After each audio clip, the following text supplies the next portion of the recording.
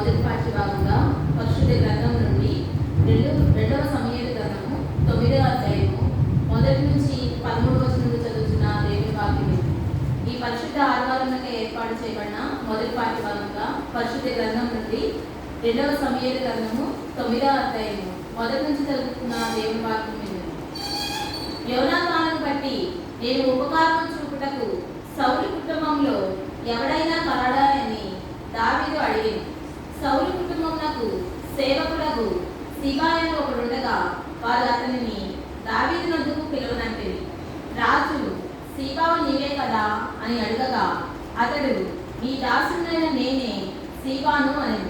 రాజు యెహోవా నాకు దయ చూపినట్లుగా నేను ఉపకారం చేయటకు సౌలు కుటుంబంలో ఎవడైనా ఒకడు శేషించి ఉన్నాడా అని అతన్ని అడగగా సీబా యోనాతానుకు కుంటికాలు గల కుమారుడు ఒకడు ఉన్నాడని రాజుతో మనవి చేసెను. అతడు ఎక్కడ ఉన్నాడని రాజు అడగగా సీబా చిత్తగించుము, అతడు లోదే